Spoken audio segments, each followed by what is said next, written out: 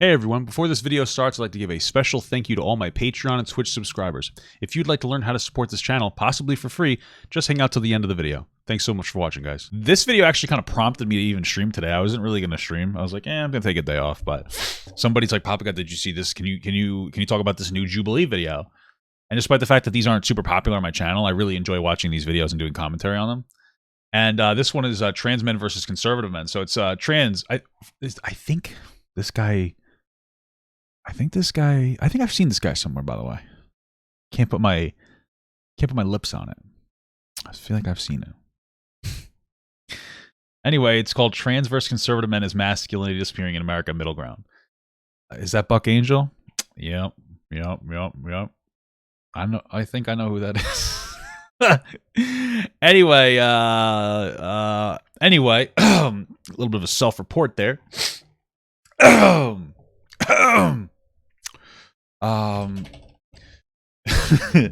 Here's what I'll say, okay? Is masculinity disappearing in America? No, masculinity is changing in America. The reality is that people just want to have spaces for them to not have to be like the super massive masculine man. I think that there are a lot of very toxic spaces for masculinity, such as the people who these high value men, manosphere people are just very, they're just not positive contributors to society when it comes to their ideology. They have this idea of like men, in order to be masculine, need to be oppressive towards women. I would consider myself a man and I identify as a man, and my masculinity is something that I value a lot as an individual. But what it means to me is it means telling the truth, setting a good example, and you know, be keeping to your word and being faithful and doing the best that you can to do those things. Whereas the high value male thing is all about, you know, it's about like, oh, fuck women, basically. Women exist to serve me. I'm allowed to cheat on them because they should be lucky to be with a guy like me. Those aren't positive contributors. Outside of that, I think masculinity is changing, but I think it's fine. Allowing women to be equal to men. A lot of times in these spheres, in order to maintain masculinity, it means that you need to also maintain the submissiveness of women. But to be honest with you, it's not just men that want to be less masculine. Some of them want to be more feminine. It's also women who want to be more masculine as well. So some men want to be more feminine, and some women want to be more masculine. And there seems to be this fear, not only of more feminine men, but there seems to be a fear of masculine women. And I don't know how you can consider yourself a dominant masculine man if you aren't willing to date, or if you're afraid of masculine women. Because I date a woman that's more masculine. And like we still have a pretty traditional relationship because I do respect her and I value her opinion and I can handle a strong woman. And I still I'm still the general shot caller, but it doesn't really matter to me because the dynamic is the dynamic of mutual respect. She likes having a guy that'll take care of her and doing the more physical like shit. And I like having a wife that'll do some of the more caretaking type stuff, but it's not like in an oppressive way. And I feel like people are losing that.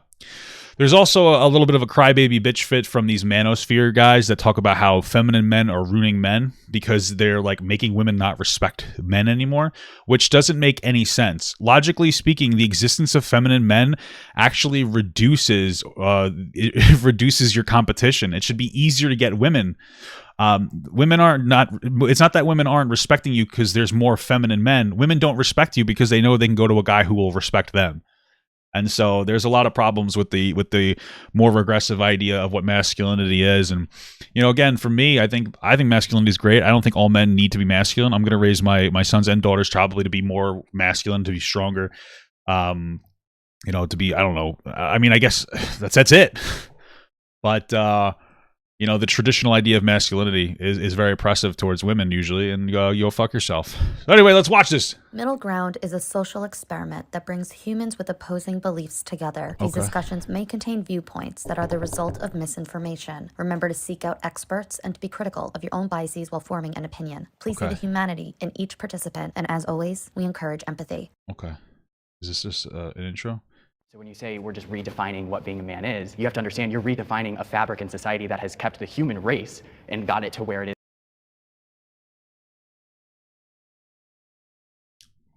I feel like I don't even have to give commentary on this person. This is one of the It's one of the men. It's one of the men. It's just interesting to me that like a lot of the men who advocate for men are really very what I would consider feminine. They're not super broad. They're not really, I don't know. Like, you know what I'm saying? Like, these should be the guys that are like, yeah, I'd like a space for me to be more comfortable. Instead, they are like, yeah, we need more men. I'm just saying. I'm just saying, dude. Is today. But do you see the state of our world today? It's not perfect, and it's been led by men like throughout all of history, and look where it's gone. It's gone pretty poggers. Woo! Let me play this alert. Just because you've been around for so long. Thank you so much for the sub, brother. Magnum just resubscribed for 12 I'm pausing the rest, though. After 100 plus gifted and 250k bits, I finally hit 1 year subbed less than 3. Thank you so much, dude. You've been quite a contributor, my man. I think you should stop giving me money. Step forward if you agree with the prompt. Okay. Masculinity is disappearing in America. I don't think so. I just think it's changing in America. It's like I said, there are men becoming more feminine, but it's being offset by women being more masculine. I don't think that it's going away at all. Okay. It's just shifting. I think that masculinity is disappearing. I think that it's a concerted effort to emasculate men. Oh, bro. It's this manosphere shit. This I'm just telling you right now, whether you want to hear this or not, a lot of people who think that there's this effort to feminize men and to demasculate men, they tend to also come with the ideology that there is an LGBTQ conspiracy doing this. Now, none of them have said it yet, but I'm telling you, a lot of times these go hand in hand. And I'm not going to say that they're going to say it, but I've watched a lot of people talk about this shit. Like, look at some like Illuminati. He says the same thing. A lot of these ideas of masculinity come from a space of honestly homophobia. So just be aware of it, guys. I think that some people feel threatened by masculinity and the typical way that men carry themselves, leading families and different things like that. So I think that there's an effort to mitigate strong men in America. There's a few different ways to think about masculinity. I don't think so. Just looking I don't think that there's any effort to emasculate men. At kind of the definition of the term 50 years ago, you had people like John Wayne, you had Martin Luther King, you had Sean Connery. You think of like masculine features as in beards, hairy chest, big muscles. Think stoic, being brave, being rugged, being a provider. Today you have people like Harry Styles and Timothy Chalamet. You have people that are completely contrary to what we were looking at back then, and those values and who cares of those masculine characteristics are completely devalued. I do believe that masculinity is going down. This guy doesn't have a beard at all. This guy's a fucking shrimp. And that's fine, but I'm just saying. Especially if you look at like the testosterone levels. Now the testosterone levels for guys is going down compared to generations before us. You want to know why testosterone levels are probably going down? It's unhealthy eating. I'm not even kidding. We have a horribly unhealthy society. Unless you think that they're putting they're putting gay in the water or something. It's literally how horrible our diets are. There's an absolute link between how terribly we eat, how unhealthy we are, and our testosterone production. So, blame fat America, bro. So yeah, I agree. Hi, I'm Gilbert. I'm 24 years old, and I'm conservative. Bro, Gilbert, come on, man. You gotta change your name. You can't be a conservative man with the name Gilbert. I'm sorry. Good man. With my beliefs and having a trans man as my friend, we don't really talk about politics. Someone being trans doesn't make me like them any less. At least this person seems like that they're not like super in their own sphere. They're like, yeah, I have a trans male friend. I just kind of disagree, which is weird, but that's cool. Less of a person. As far as pronouns, when referring to my friend, I don't really use the pronouns that my friend would want. I just say my friend, or I say their name. I guess that's okay. This is better than calling them a girl. Because I feel like I'm giving into the narrative that men can be women and women can be men if I use the pronouns that they want. Why is that person your friend? I just wonder. You don't seem to really respect them too much. But, well, he tries, though. I'll give him that. He tries. He doesn't call them a girl. He just says, like, my friend. He uses just gender-neutral language. So I guess that's a step in the right direction. Oh, Lord. I do see that masculinity is under attack completely, but my definition of masculinity, like you said. But look at this guy. This guy is not his definition of masculinity. By this guy's logic, this guy cannot be masculine. He was like big, broad-shouldered, bearded. Like, yeah, bro. Like, what are you talking about? That has a lot to do with the traits. What are we supposed to do? Like create like a eugenic society where we only allow like the most alpha men to create men? Like, what do you want me to tell you? Associated with it. As a gay man, I mean, of all of us, you know, I mean, I'm not the most masculine man, but I do think that the good aspects of masculinity are definitely under attack, but I don't think that it's disappearing. What are those good aspects? It's just being channeled in different ways. It depends on how you look at it, because a lot of the traits can also be embodied in women and femininity. Yeah. So when we look at masculinity, I think that we have to also look at what is the actual definition of femininity and masculinity. And if we're defining masculinity by being stoic or muscles or body parts, then is it really masculinity? A lot of times when you guys spoke about masculinity, you associate it with men being manly, but I think more women are embracing their masculinity. Masculinity's still there. I mean, just other genders are using it. Being courageous, being powerful, more women. I will say one thing, like this actually I think is not the best representative panel. In general, I don't really like this panel because there's no women on it. There's actually a lot of, I guess that's what it's supposed to be. It's supposed to be trans men versus conservative men. But I feel like there should be women, like female representation, especially masculine women, because I think that needs to exist. That representation of like strong women being there. You know what I mean? Put Michelle Obama in there. You know what I'm saying? Sorry, that's inappropriate. Sorry, Michelle. Are standing in their power, which is again associated with masculine, but it's not specific to just men. Women are no longer submissive, they're dominant. Women don't need men, and I think that most of America is realizing that anyone can be powerful on their own. I believe that the masculine traits are inherently in men, and men have to take a position. You made a really good point by saying women are now becoming more masculine. They feel as if they don't need men, which I think is the problem here. Why? I think that the way we've been designed by God, in my opinion, is that men are to lead, men are to be strong, men are to be brave. Men I don't have a problem with people who feel like in their relationship dynamic that's the way that a man should be. I have a problem with the way that some men feel that that expresses itself out in further detail, because a lot of times when you hear stuff like I think men should lead, etc., etc., I tend to believe that as well. But then if a woman is in the space of a leadership role, I don't feel threatened, and I think that's totally and perfectly reasonable. You know what I'm saying? And it also like a lot of times that kind of rhetoric, and I'm not saying that comes with it for him, but a lot of times that rhetoric comes with women should be submissive, and there's an active effort to feminize women, which I find to be problematic. If a woman wants to be more feminine, why not? You know, that's about shifting the power balance so that like men and women are more equal and allowing them to express themselves in whatever way they want to express themselves. Have to take their rightful position. The way our country has been structured to this point have been because of strong men who have taken a stand, who have fought wars. Now I feel like it's getting so lopsided that our families are degrading. People don't know where they're at in this country. Now in 2000, I agree with that. I think that we need to maintain stronger family units, but I don't care if they're 2 men, 2 women, non-binary. I don't really give a shit. I think that there's just a fundamental, like a core problem with families not existing. It's not just like you should have 2 parents that love you. You know what I'm saying? It's kind of as far as it should go. 2022, masculinity is being redefined.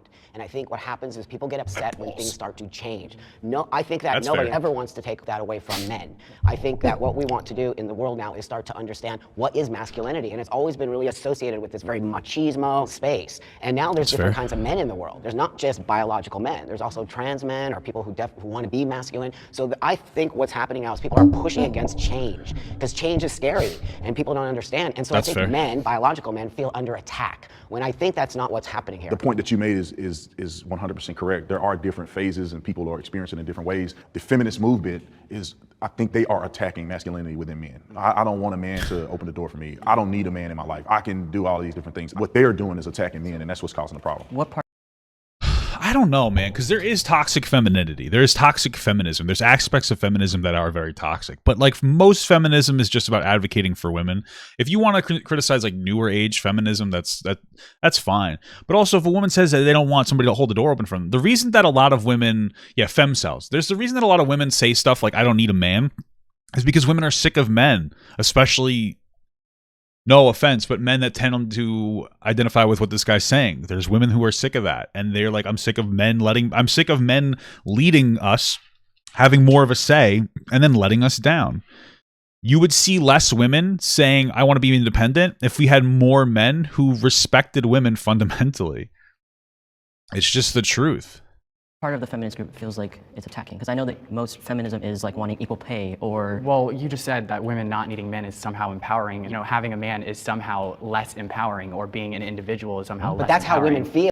Most feminism is like wanting equal pay or... Well, you just said that women not needing men is somehow empowering. You know, having a man is somehow less empowering, or being an individual is somehow less But that's empowering. how women feel. Right. Women actually are saying that because that's how they feel. It's But that's not how every woman feels. But That- no that's one's just saying an every woman. assumption They're only of how- Well, that's the funny thing. That's not how every woman feels. The problem with him saying that, because it's true, is that deconstructs your argument. If you feel like most women don't feel that way, that means that you don't have this widespread problem of women being more masculine or independent. You know what I'm saying? Women speak for themselves. So all of you are going to have different opinions as biological men. Absolutely. Women all have different opinions. Oh, you see a very specific group of women saying this. You did just say that's how women feel. So are you speaking on behalf of all No, women? no, I'm not. Let me take that. That's how a good amount of women feel. Like a reasonable amount of women feel that way. Enough for you guys to complain about it. Back. So, the women who are saying that feel that way. Why do you feel that women in general feel disempowered? No, I don't think in general. No. That's a generalized statement. You can't say that. I said you're the the one- women. No, I you did said not. I women said the feel women who disempowered. say that. You associated somehow women are now embracing masculinity, which means that they are now more empowered because they don't need They don't need a man. Or Right. if they're Men feel empowered when women need But them. I don't think that women's empowerment comes from having a man or not having a man. So why is it always associated that, a woman's now empowered because she doesn't need a man? So what it is that there are women who feel like men have let them down, and they feel empowered by the fact that they can live independently in society without having to put up with men that treat them like shit. And that's what a lot of women feel like. Like they feel like men have let them down. Men traditionally run society, and they're happy that the power balance is shifting so they don't have to put up with shitty men. Like that's one of the things people don't understand. Women don't want shit men that don't respect them.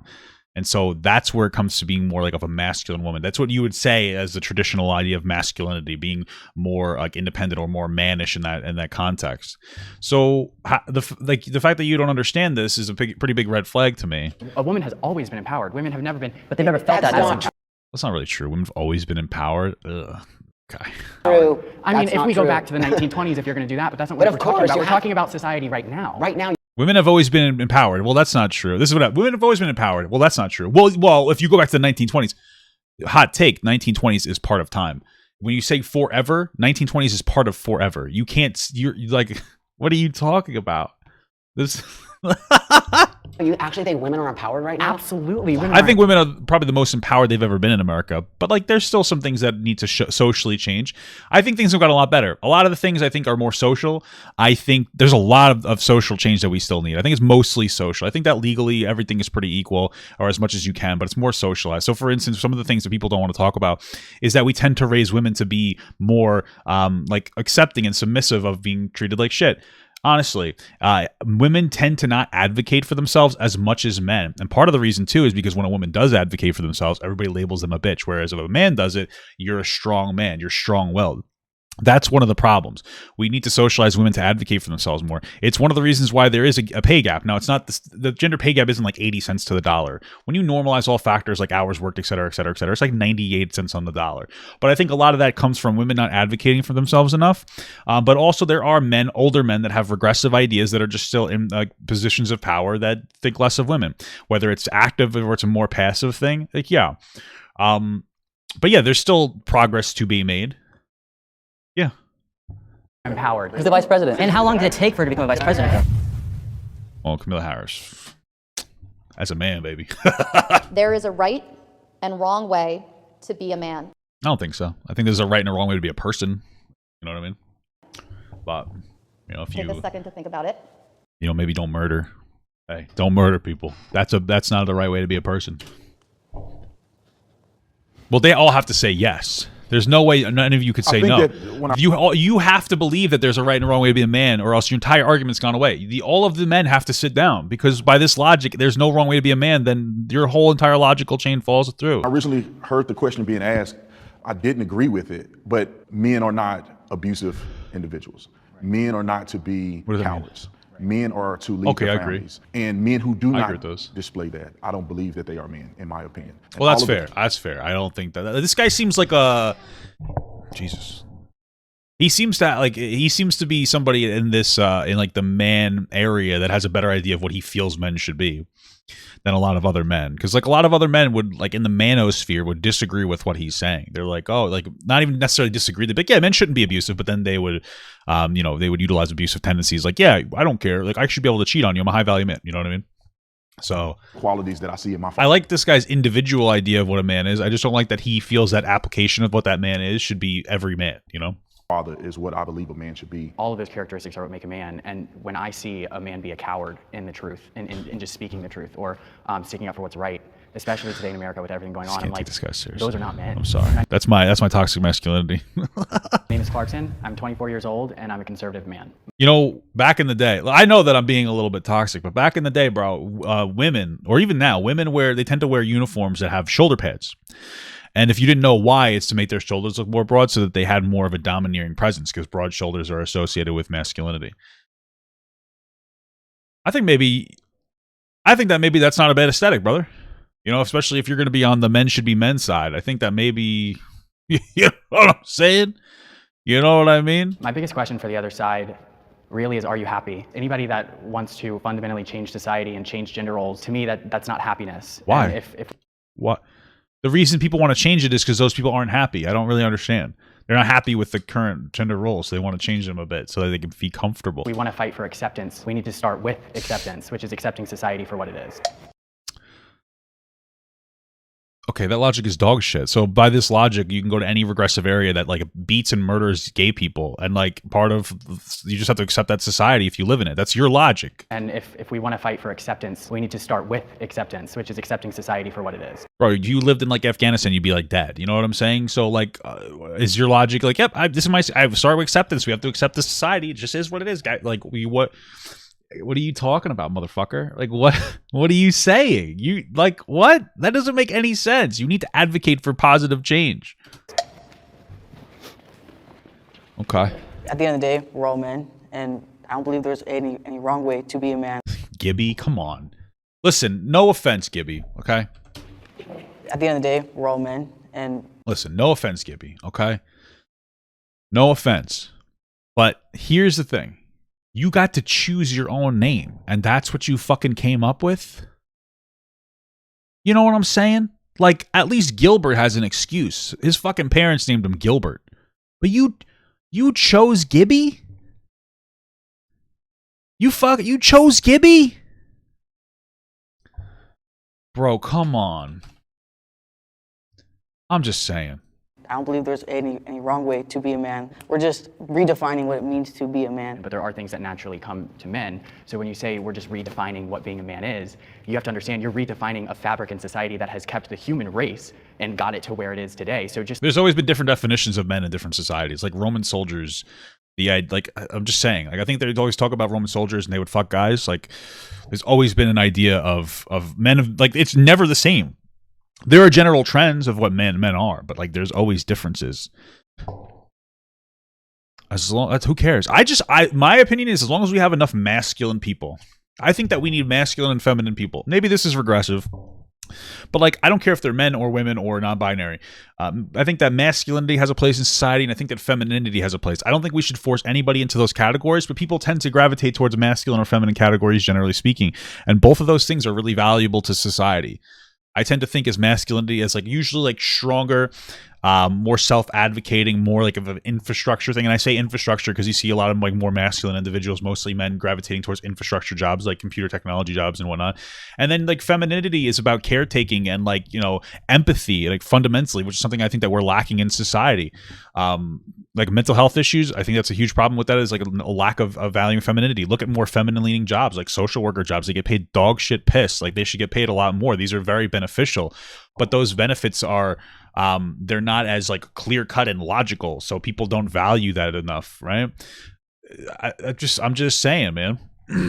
Just like aimlessly throwing out, oh well, we're just redefining what it is to be a man. That's not just like a light subject that we should be talking about. But why do you have to stay the same? Why do we need to have the same thing for hundreds and hundreds of years? Do you not see the same? Bro, I would just go look at you. How are you gonna tell me what a man should be?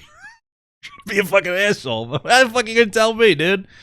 I'd be terrible on this because if I was sitting over here with these dudes, I'd be like, bro, I would just do this. Check this out. This is like this is legitimately what I would do. Okay. I'm gonna show you right now. Say do it. Look at this. Okay. You're looking at yourself right now. How the fuck are you gonna be saying this, you know? It's not the same thing. It's just keeping the same qualities. But do you see the state of our world today? It's not perfect. It's been led by men like throughout all of history. I think it's going pretty well. I think I like the state for the most part. I'm just tired of whiny fucking men bitching about like the concept of masculinity changing. And look where it's gone. So, we're talking about redesigning what it means to be a man. So, what do you want to bring to traditional men? I think it's embracing that. Nothing. Well, one thing is to stop being so fucking emotional. Honestly, a lot of the way in which men express emotion is different than the way that women express emotion. Men tend to be pretty angry people. Men are more aggressive and violent. And you shouldn't be those things, but the reality is men will suppress their feelings. This is like an aspect of toxic masculinity, suppressing their feelings, not talking about it, not expressing it in a positive, healthy way. And what happens? Fucking you get really angry and you start beating people or having massive stress. Like that's a way to shift what men do now. But for the most part, just being respectful of people who aren't like you. That's really it. Being respectful from men that are different from you. That's the only thing that I think that we need to really change for men is being accepting of other people. That's it. You can be vulnerable. I think that a lot of men want to portray strength, but men are people, and I know that men have feelings. Being a man and you don't have to cry all the time to express yourself the right way, by the way. That's one of the things, oh, you want to express yourself? You're going to cry? No, I don't like crying. I don't really like people who cry. I tend to look down more on men who cry than women. I'm just going to be honest with you. But like I've cried before and I express myself to my wife the best way I can and we have conversations. But I'm not crying all the time. You know what I mean? Like you can express yourself in a healthy, straightforward way without having to fucking break down and cry. You know what I mean? Like if somebody does something you don't like, you don't have to bottle it up or scream at them. You could be like, I don't like this thing. And this is the way that I've always operated when growing up, especially from a man to man thing. This is a very man thing. It's like, yo, bro, that's just a crossing line. That's disrespectful. Don't say that kind of shit. You know what I'm saying? That's usually works when you go from a man to man thing. You're like, bro, that's just man to man. That's just not what we're doing. I'm setting a hard boundary. And most of the time men will be like, okay. It's just that's expressing yourself in a positive way, just establishing a boundary, you know? Masculinity, those are two different things. And I believe that we can redefine whatever that means to anybody by including other types of men or other types of masculinity. I myself am a father, I have a child. Some people would disagree with me being a father because I am transgender. But that being said, I present to the world as male, my child sees me as a man. There's proper ways to be vulnerable, right? You don't have to break down in front of your family and cry. It's okay to suffer silence as well. Strong men, I believe, exude the qualities that you guys are referring to. I think the problem is overcorrection, right? Some people believe that men need to cry and lay on the ground and be feminine like women. See, that's what I was saying. That's what the expression means to some men is you have to cry. No, man. Sometimes it's just about establishing reasonable boundaries, you know? My name is Brandon. I'm 34 years old. I mean, I like this guy. I just disagree with a lot of what he's saying. And I'm a conservative man. I had a lot of curiosities about what it's like to be a person who believes that they're a trans man. I feel like God has created all of us very uniquely. And although I have beliefs and I follow the Bible to the T, I still want to know from other people what their experiences are. Doesn't mean I have to agree, but I really want to know what other people are feeling from the person who's experiencing it real time. I have male privilege. Oh my goodness! That's a conversation to have because look at all the trans people. Real time. I have male privilege. Like all of them except for the black dude. Okay, so yeah, there are privileges to being anything in society. There's male privilege. There's female privilege. It's more about the privilege to disprivilege ratio. Right? Usually men tend to have it a little bit better, but there's also ways in men to have it worse. The suicide rates are up for a reason. We put a lot of pressure on men in society, which is a good thing that we're shifting in a way that takes some of that away. But yes, you benefit from male privilege if you're a man. The conversation gets a little bit more complicated when it comes to trans men. Because part of male privilege is growing up as a male. And this is something I've talked about. But it's very difficult or even impossible for a trans man to understand, or rather to. I'm trying to express this in the correct way. everybody has life experience. I would say that, like, just to be simple, 50% of your life experience comes from you growing up, and then like 50% of it comes from you being grown up. And what I mean by that is you tend to socialize. Even trans men usually grow up as women or identify as girls, and they get socialized as girls. So there's an aspect of male privilege that comes when you're growing up. Like, for instance, women tend to get pushed away from certain jobs if they express it. They might be like, oh, I want to be a mechanic. Well, a lot of times, you know, parents will push you away from that. Men don't tend to deal with that type of a struggle. So they may have male privilege. I'm not saying they don't. But it gets like a little complicated. Like, how much male privilege do you get? You know what I'm saying? And then there's like a disprivilege of being a trans person, because you get shit on for not, you know, for being a fake man. Not my logic, but you know what I'm saying. Oh, sit over. I've lived both lives, and I can tell you firsthand that it does exist. I am taken much more seriously in my career since I transitioned as a man. Prior to transitioning, I would work just as hard, if not harder, for the same position and not be considered. Then we already figured out the problem. All you women have to do is be men, and then boom, you don't have a problem anymore. We've already solved women privilege. At this point, girls, you're choosing your oppression, okay? The minute that I transition, I am immediately taken more seriously. I can give you an example. Obviously, with COVID, there's like the mask mandate, right? So I have to tell customers all the time, you need to do up your nose, right, all day. My manager, who's above me, who is a woman, will have to go to them, tell them they give her a fight. But the minute I just look in their direction, it's up. It doesn't seem like a privilege, but it is, because now my manager... What are they saying? So I have to tell customers all the time, they need to do up your nose, right, all day. My manager, who's above me, who is a woman, will have to go to them, tell them they give her a fight. But the minute I just look in their direction, it's up. It doesn't seem like a privilege. Oh, I see what they're saying when it comes to putting their masks up. I thought they were talking about sticking Q-tips up their nose to do tests. I was like, what the fuck are you talking about? Now I understand. But it is, because now my manager has to work 3 times harder for something that's so simple. I think the word privilege is the thing that turns a lot of people off with this conversation. But that being said, again, myself living... Buck is so smart, bro. I've listened to this dude talk for like multiple of these videos. Because that's true. Because like when you say something about being a privilege to be a man, a lot of times people are like, I don't have a privilege, my life's been hard. And like there definitely are disprivileges to being a man. But when you talk about male privilege, it tends to come from a place where men tend to have a more power and influence in society.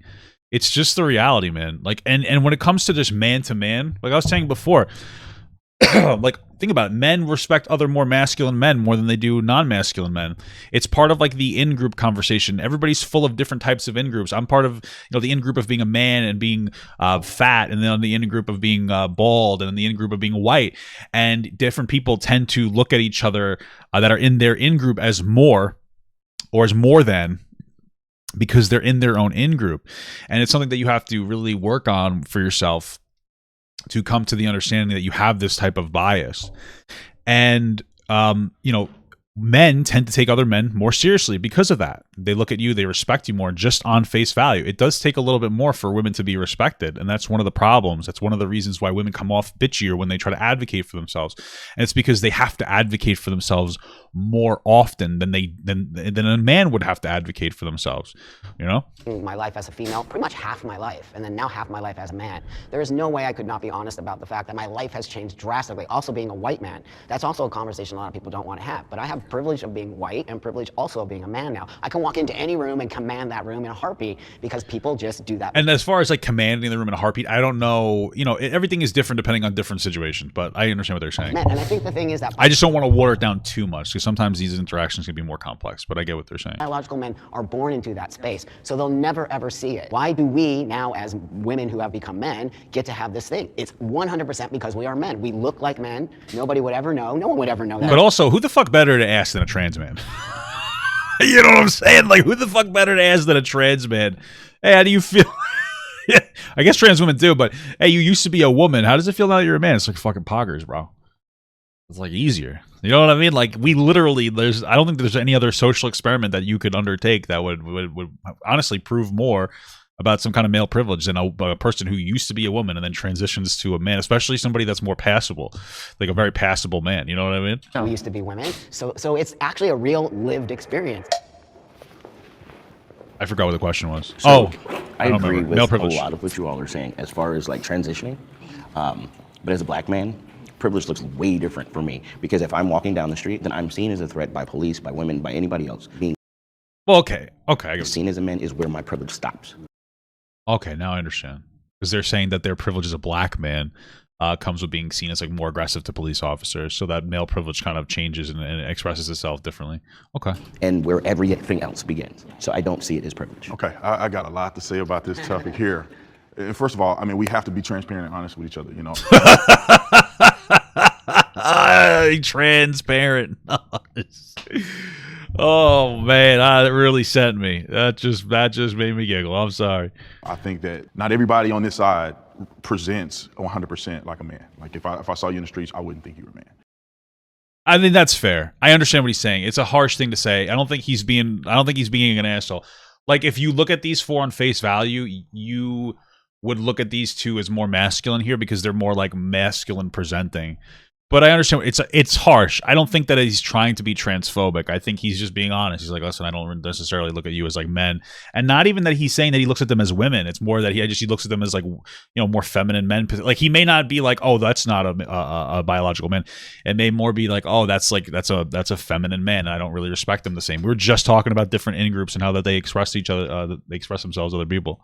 You know, men have it really hard in this world, and they've always had it hard in this world. The wars have been fought by men. They've died in the hundreds of thousands. Men commit suicide more. Men work more the dangerous jobs. You know, if somebody broke in this place right now, who are they going to expect to defend everybody in here? It's going to be the men. If your family fails, they're not looking at your wife. They're not. They're looking at the man. You know. But see, like that, like if your family fails, creating more inclusive spaces for women to be able to be the financial breadwinners is going to shift that. I mean, and of course, part of it can be difficult because a lot of times women tend to look for men that do as well, if not better than them. Of course. So there's going to be a struggle in the shift, but some of these things would be remedied, like men for going to wars and dying. Absolutely. But now with with women going to war and having technology to be able to subsidize, honestly, women being physically weaker than men, which is, I mean, I'm not trying to be an asshole, but it's just the truth. This shift can happen. Technology is a big game changer. And at the end of the day, you put a gun in somebody's hand, they're going to perform better than somebody without a gun. You know what I mean? Like a girl in a one-on-one fist fight with me, I'd probably win. But if she had a gun, you know, I mean, I ain't winning that one. And so a lot of times, like, these shifts happen, and like the inclusion of women into certain spaces means that men don't necessarily need to go into those spaces.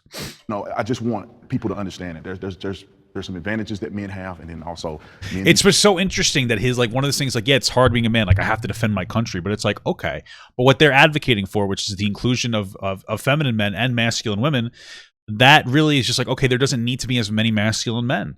And that would actually, that would reduce the amount of stress that men face by including women into new spaces. And while I think that there's going to be a level of like a biological factor to the way that men and women operate and carry themselves, absolutely.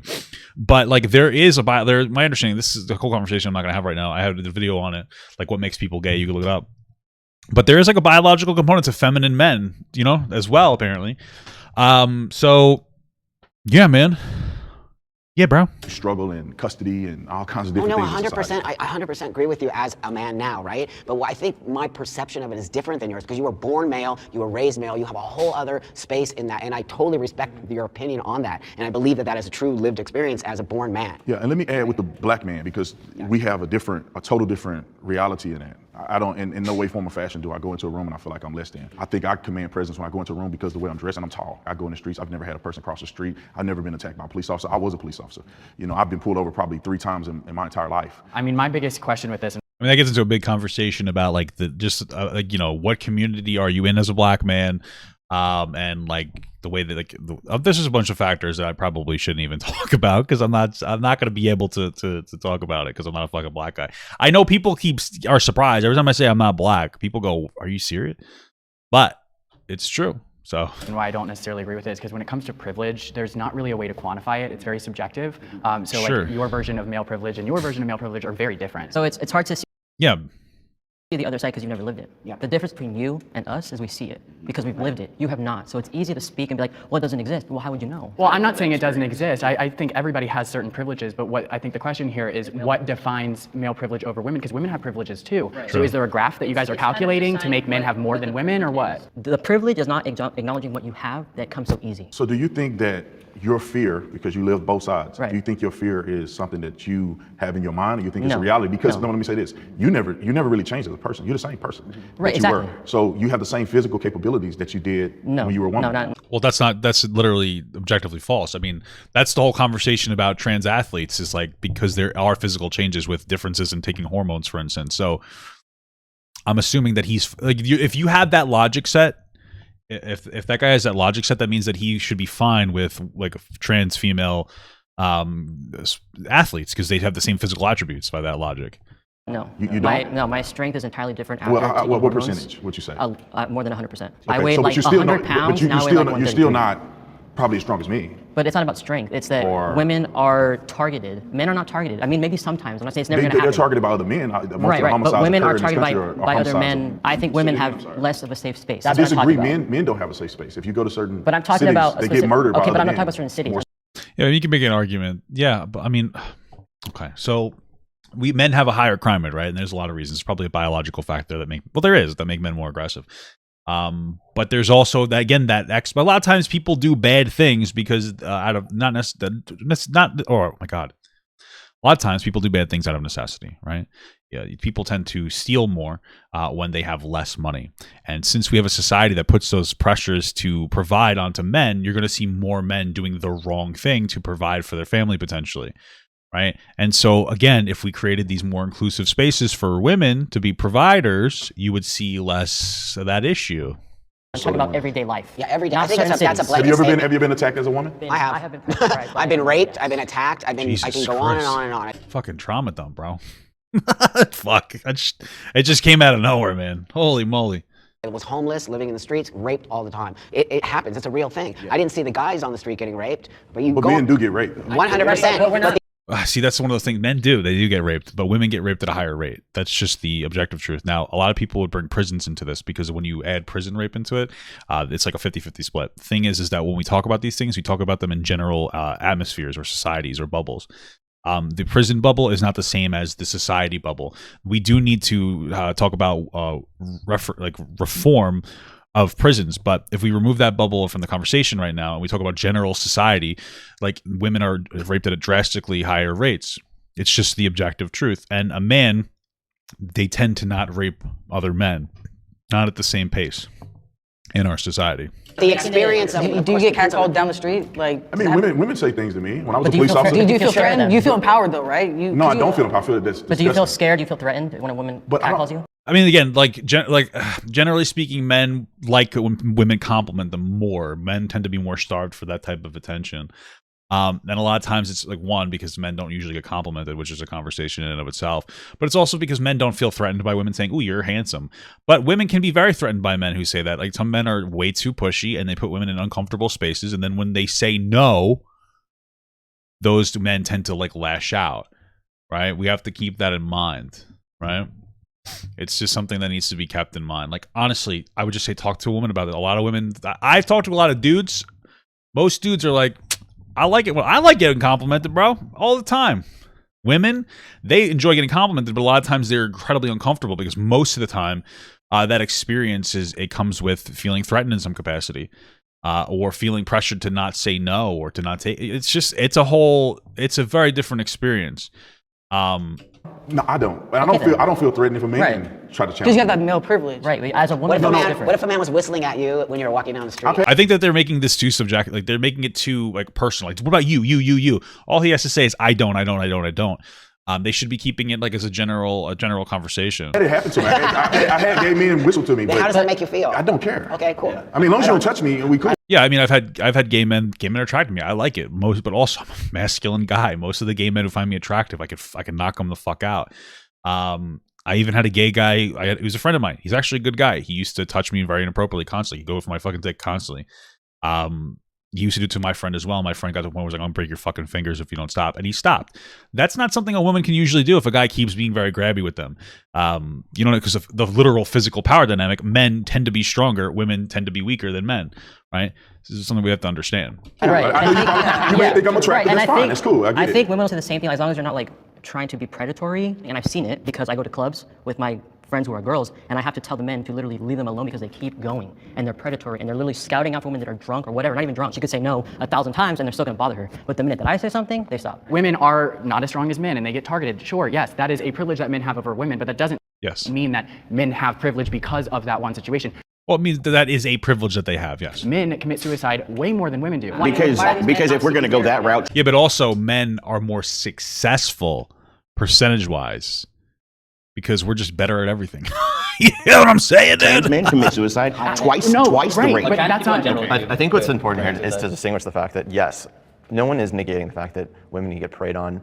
You know, there's situations where this happens, right? Like, no one's going to deny that. But we're also just trying to say that it's not like a one-sided coin here, where there's no like men are just, you know, we just have it good and we can do whatever we want. We can't even be the. It just tends to be easier. That's it. The privilege ratio outweighs the disprivilege ratio. That's pretty much all that they're saying. Supreme Court justice. It's like. But you know, again, I live as a man, so I see the difference. Yeah. When I said I have privilege and I walk into a room, of course. But then there's other things that are expected of me now as a man that I would never knew were expected. So would of me. you guys agree that there's such thing as female privilege? Oh, sure, 100%. My wife has privilege because she has me. That's right. So she don't have to worry about her safety because I'm there. I don't believe that as a man, it's like, you know, there's marketing for women-owned brands. I can't be the next Supreme Court justice. Like, women are very much more empowered today, which I think is, I don't have a problem with it. I mean, like, good for you. But I think that the man I probably have privilege because I'm, you know, 6 foot 210. Like, no one's picking on me when I walk down the street. You know, I used to live in Chicago and I used to walk home all the time at night, but like, was that smart? Probably not, but I felt a little safe because, you know, I'm not 5 foot 100 pounds.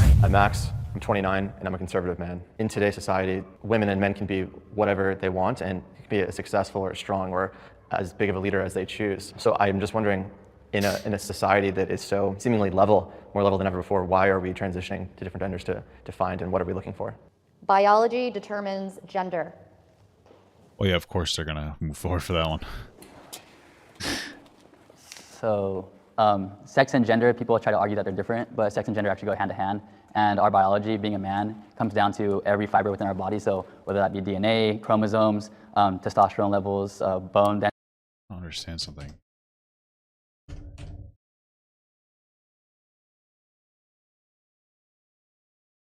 Picking on me when I walk down the street, and I am, which I think is, and I can't be the next Supreme Court justice. I mean, because she has me. That's right. So she don't have to worry about her safety because I'm there. I don't believe that as a man, it's like, you know, there's marketing for women-owned brands. I can't be the next Supreme Court justice. You guys, room, of course. It's like, but we can do whatever we want. We can't even be the next Supreme Court justice. Out of 140 Supreme Court judges, only 4 have been women. I'm just trying to understand. Oh, okay. So they're correcting him. I was like, what is he saying? Because I was trying to just see that, like, it's most of them have been men. What is he talking about? That just confused me. No one's going to deny that, but we're also just trying to say that it's not like a one-sided coin here, where there's no like men are just, you know, we just have it good and we can do whatever we want. We can't even be the next Supreme Court justice because, you know, it's like. But you know, I'm so confused. Why did he say that? Women and men can be whatever they want and be as successful or strong or as big of a leader as they choose. So I'm just wondering, in a society that is so seemingly more level than ever before, why are we transitioning to different genders to find, and what are we looking for? Biology determines gender. So, sex and gender, people try to argue that they're different, but sex and gender actually go hand to hand. And our biology, being a man, comes down to every fiber within our body. So whether that be DNA, chromosomes, testosterone levels, bone density, there's a whole bunch of different factors that go into it. And sure, but they're like, listen. So here's my logic for this. Here's why I like affirm trans men and women. The reality is that the place that I come from here is that, generally speaking, and I know they've redefined it, but like being trans, or rather gender dysphoria, is some kind of like a mental. I think it used to be like a mental disorder, and now they changed to a sexual health condition. And when I say that, I don't say it in a way to invalidate. I say it in a way because, like, everybody has issues, and everybody needs help mitigating their issues. Like, I have ADHD, I have OCD, I have Tourette's. And so when we look at it, that shouldn't be diminishing to people. You shouldn't be invalidated by having something like that. It's just a thing that you have that you need help working through. And so everybody's different. There are absolutely people with gender dysphoria that actually their treatment method may be to affirm their gender and make it align with their current sex. It depends like how extreme, I guess, your gender dysphoria are. But most people feel more comfortable transitioning, and that is the better way for them to operate. That's really it. And then it comes to like, okay, what do we lose as a society to affirm trans men and women and non-binary people? Well, nothing. You really just blur the lines a bit between men and women. Who cares? You're going to cry.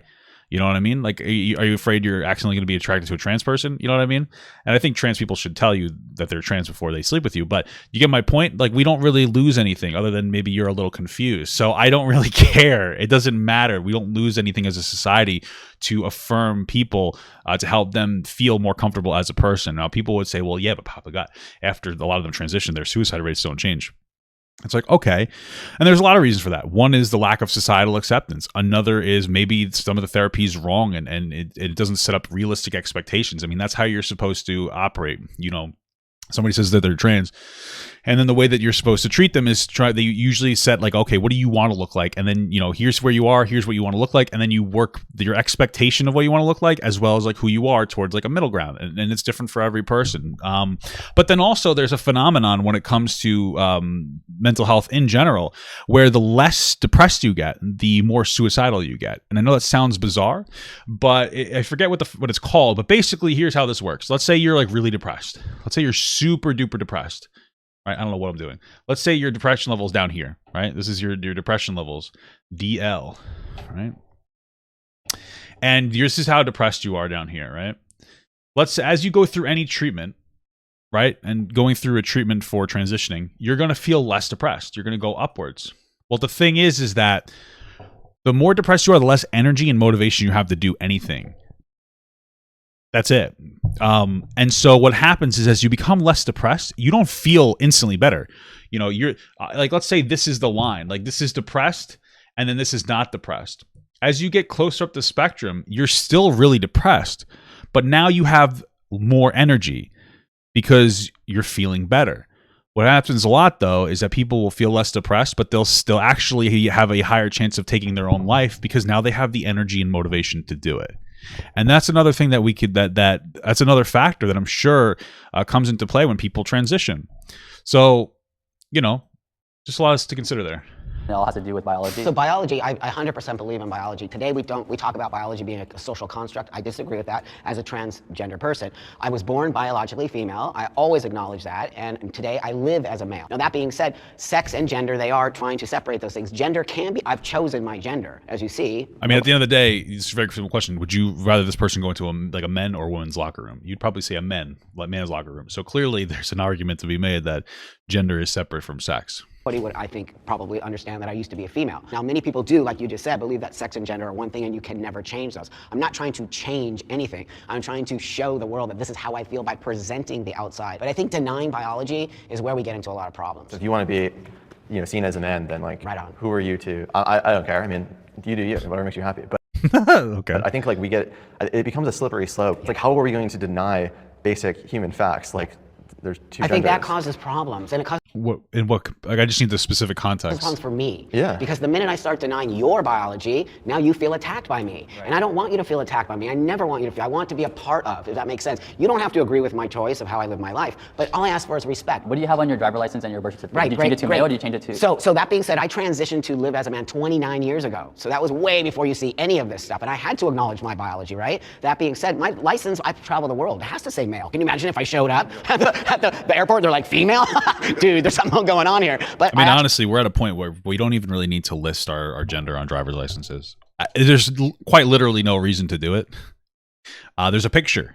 You know what I mean? Like, there's a picture on your driver's license. Like, what? You don't need to list really anything else except for that. So, I mean, maybe they did that because back in the day you had black and white photos, so it was hard to tell. You don't really need to do that anymore. Actually got my my birth certificate changed to male. I was the first person to do that here in Los Angeles. But that being said, I kind of think that it might have been a mistake to do that now, looking forward today, because I never thought we would be having this conversation. I'm glad you said that, because I love that people can express themselves. We live in America. It doesn't matter what I believe or my religion is. I love that people can live their best life. I'll never ever in my life protest or try to go against a person who wants to identify. The problem is when you begin to try to change language and you begin to try to change reality, and then therefore it changes on the children, and all of that becomes It's a lot of very loaded conversation. If a person says, "Okay, I acknowledge," he's not just like running through talking points. It's a little bit woman, but I want to identify as this. Cool, I respect that. And even if I didn't want to see it that way, and some people may be a little more ambiguous, I wouldn't never disrespect you. I'll call you by your name. That's right. Whatever name that you want to be associated with, I'll do that. And I think if everybody in the country can get on that same page, I think we'll see less division. I've noticed in a lot of the trans individuals that I've met, the older generation who... I mean, the guy basically said that he thinks that there's like a narrative trying to manipulate children. And I will say that listen, we obviously have more conversations about trans kids. I think that there's a lot to have. Because I do think that there are some people who maybe their kid expresses that they're a boy or a girl, and which goes against their biology, and then instead of letting them explore that, they're like, okay, then you're a boy now, or you're a girl now, which I think is just as toxic as forcefully making your kid identify with their own gender. Generally speaking, I think people should have their kid identify with their gender with their sex. I mean, that just makes sense. And if your kid starts to express something different, you could let them experiment with that. Be like, okay, you could say like, oh, let's say you have a boy, a biological boy, and they say that they're a girl when they're 4. You'd be like, oh, you're a boy. It's not oppressive to do that. And then as they explore, maybe as they get older, like, yeah, I'm a girl. Then you start taking it more seriously. You don't want to be the person that screams and says, you're a boy, because that might fuck them up. And you don't want to be the person that screams, no, you're a girl, and starts getting them girl shit. Let them explore their shit, Had it a lot harder in society to be accepted, is a lot more willing to have the conversation. We didn't have social media. I didn't have cell phones. I didn't have computers when I transitioned. This is how you build bridges. I'm Buck. I'm 59 years old, and I'm a trans man. Because be cooler if you were 69 years old, Buck. I'm an elder trans man now, and there's a much newer generation. There's a definite space where I have a different way of being than the younger generation, and why I tend to call myself a transsexual man. And I believe in biology, I believe in binary, so it really does not necessarily align with the new thought process that is happening with the newer generation. Interesting. So I love this question. With trans folks, biology does change. Our bone density does change. Our muscle structure does change. Our testosterone levels do change. So biologically, we do change. Anatomically, now that's where surgeries come into play. So when we're talking about... It does change, but of course, it'll, generally speaking, not become the same capacity. I understand what they're saying. Yeah, sure. Biology and gender that can't be changed. Our biology absolutely and concretely changes. Not the DNA. But our DNA does not change. Yeah, DNA is not going to change for anyone. So you acknowledge there's a biological difference between males and females, because some people on the other side would say there's no difference. Like a female, like I could look like a girl, not having testosterone, but I'm still a male. Some people are male, some people are female, chromosomally. But when we start to take testosterone, our bodies do biologically change. But what about trans men who don't take testosterone? Then their bodies don't biologically change. That means that they're biologically still female, right? Oh shit, Buck. Well, and gender in itself is something we get to choose. Okay, that's right. Just like you said. Well, in your life, you get to choose. Not you don't get to choose it for the world. But well, yeah. I mean, like, listen. This gets into the, I call it the usually the trans triangle, even though it's more of a Christmas tree. If I can find my fucking mouse, there we go. Right. So yeah, this concept is a bit much here. You have your biological sex, right? It's what you're born with, right? You can't change like your chromosomes and whatnot, right? So Papa Gut's a male. He's a man. Well, then you have your gender expression and your gender identity, and then you have your pronouns, right? So we know what sex is. Easy. Gender expression is the way that you express yourself to society. I express myself as a man. Gender identification is the way that you feel. Obviously, I'm a man. Like that's what that's identify it. And my pronouns would be like he, man. You know what I mean? Right. So we all understand this concept. I will say that I think that if somebody's gender expression and their gender identity don't tend to align, I don't really see the point personally. If you express yourself as a man to society, but you identify as a woman, I don't like if you're let's say you're biologically a man and you express yourself as a man, but then you identify as a woman and then you express your pronouns as a woman. It just doesn't make any sense to me. You know what I mean? I don't really understand the value you have as identifying as a woman if you're not expressing yourself as a woman to society. It doesn't make any sense to me. So, that feels more performative. I think that it's a very small section of non-binary or of trans people. And for the most part, I genuinely feel like a lot of people who do that are usually people who are experimenting with their gender and their expression and whatnot. And they're usually younger people. So. I get to choose my gender because I've been on testosterone for 10 years. Okay, going on 11 years. But there's some anatomy that will never change. That's right. Right? I mean, you still have ovaries. You still have, the female. Hey, give them to me, bro. Ovaries, eggs.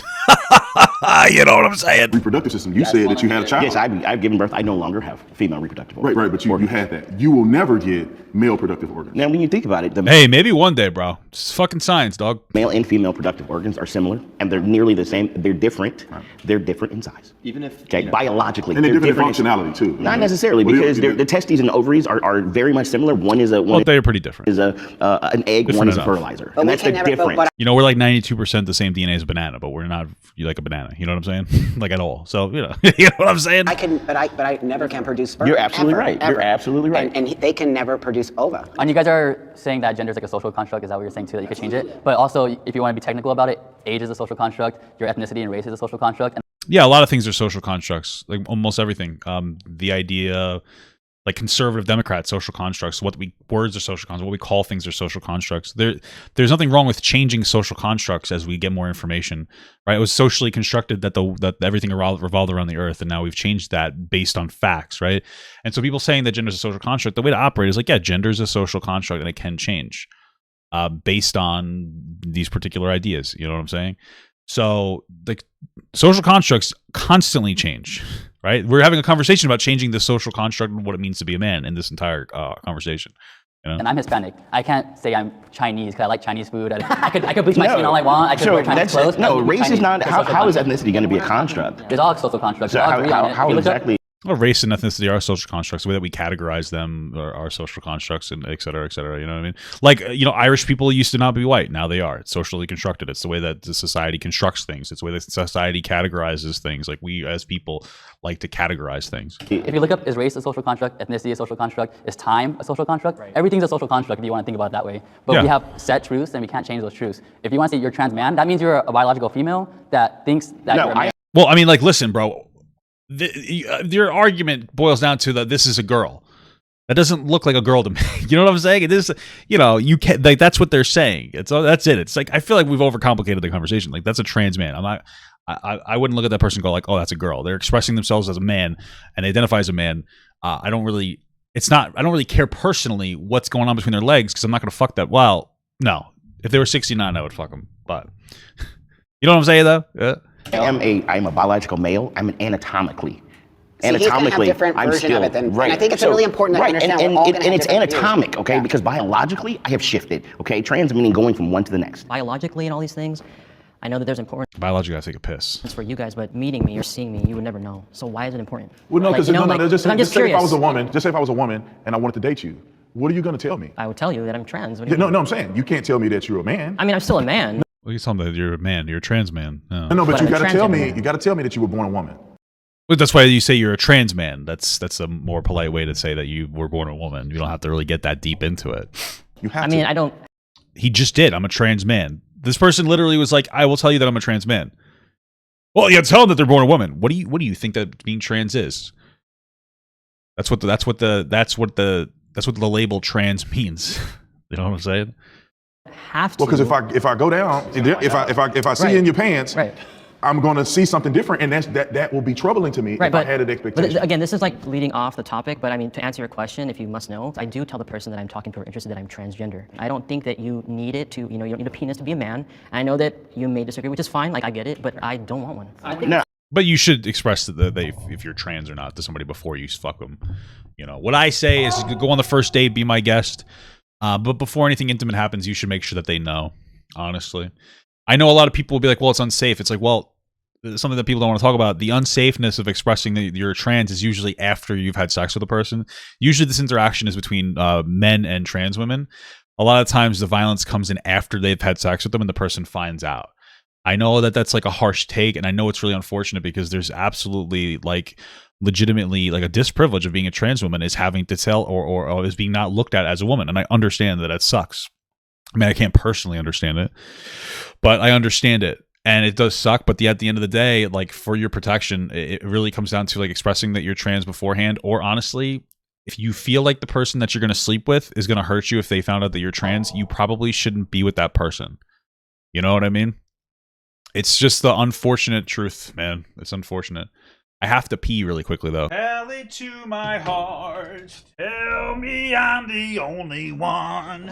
Is this really love or just a game?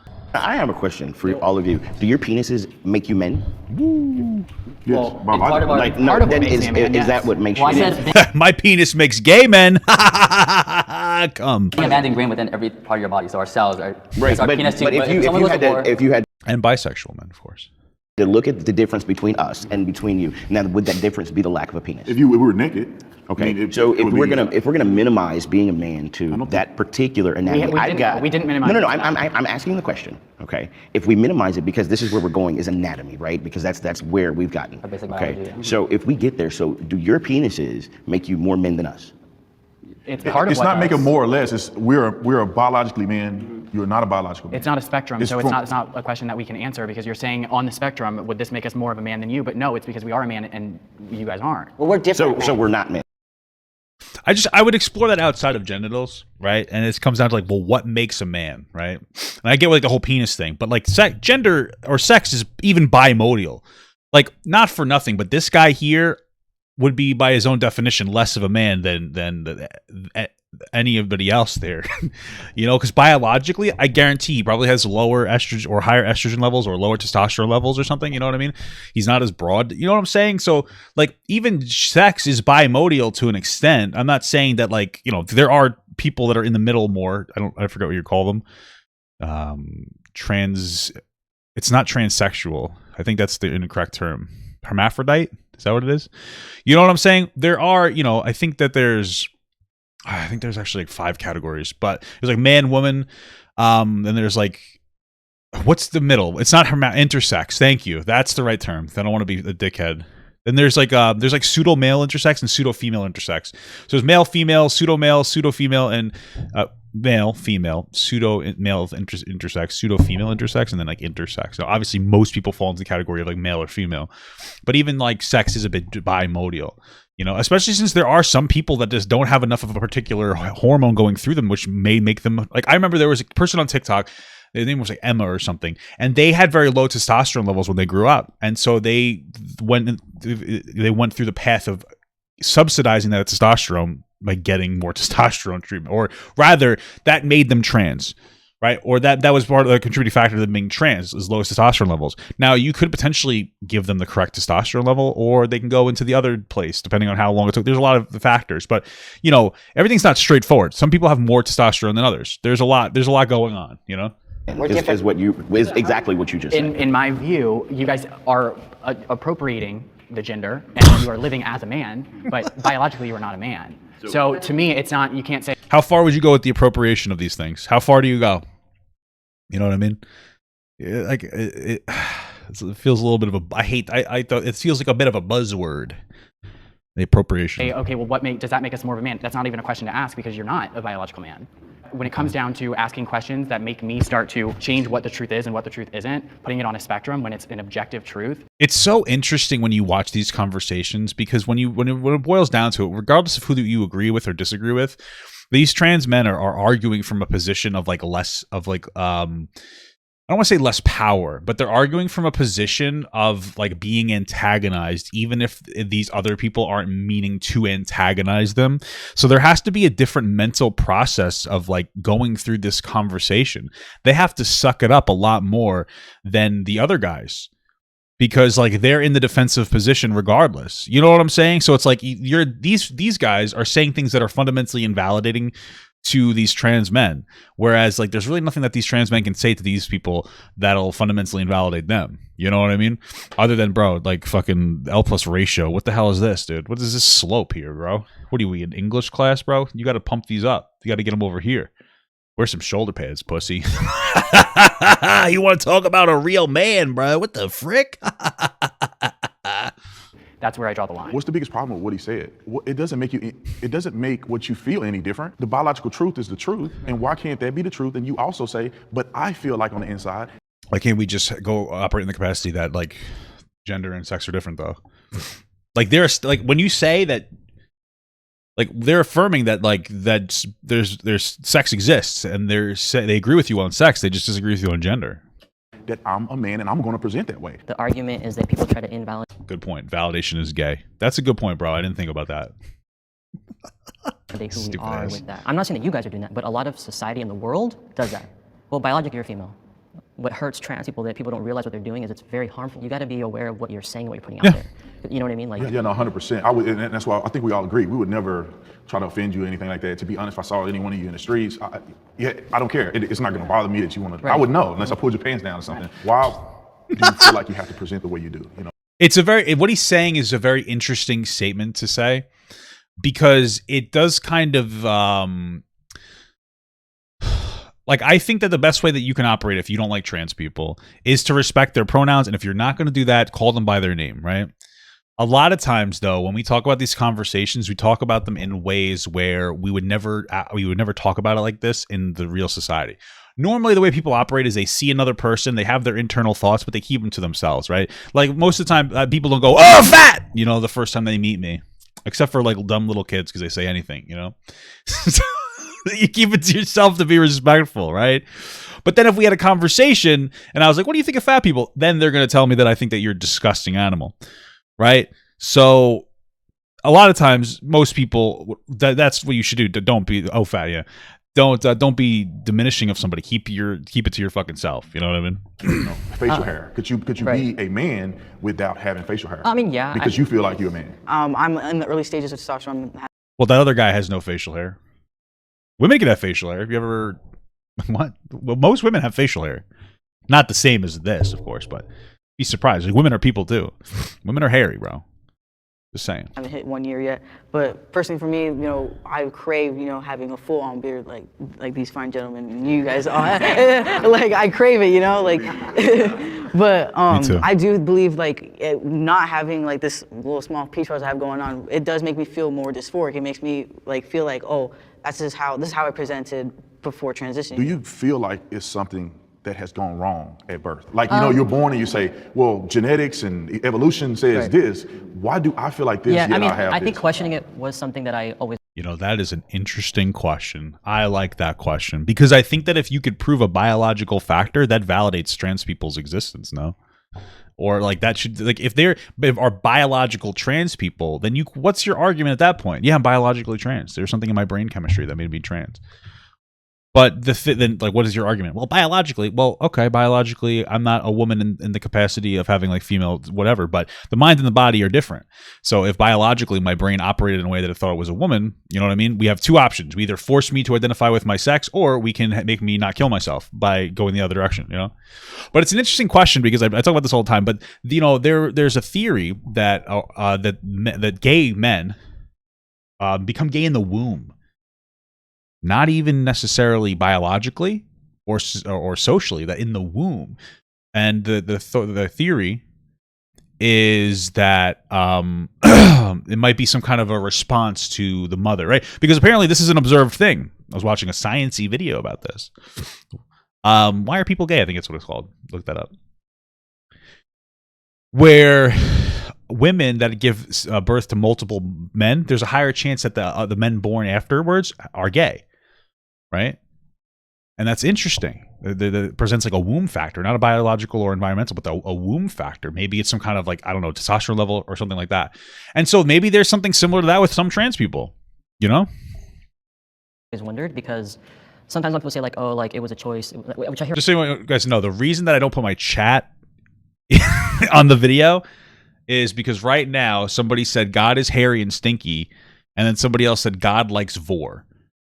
So that's the reason why the chat will never exist inside of my videos. Okay, that's what just so that you know, there's your reason why.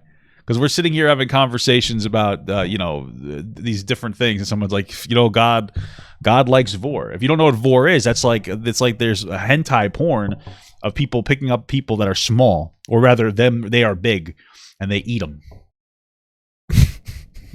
So that's the reason why you're not getting to fucking chat in the screen, okay? There are a lot on the other side. Base community. community. It was a choice. I was legit born this way. Like I could remember from I think 4 or 5 years old where like I didn't feel like a girl. You know what I mean? And I can't tell you why that happened. It was just my path in this life, and it's something that I honored. And it was really hard for me to continue living, especially when puberty hit. Like time of month comes in, obviously anatomy changes, and that was the biggest thing for me where I knew that okay, I can't do this. It's like you're not in your own home. Children should be allowed to transition. Bro, this is such a harsh question, dude. This is so difficult to talk about because I am somebody who comes from the capacity that children should not transition, and I'm mostly still there. But my wife asked me a question that really fucked me up and has been having me think about it. The first thing I would like to present is that there's 2 different types of transitioning. There's medically transitioning, and then there's socially transitioning. Okay, and you need to understand that distinction because I still don't feel that children should be allowed to medically transition. I just don't. I think that it's not the right way to go. I think it might fuck them up. I think that there's possibly, especially due to some societal pressures, people gravitate towards being trans. And I have a detransitioning friend, and they talked about how like they thought that they might have been trans, so they went to a therapist, and they affirmed them instantaneously, and then it turned out that they weren't.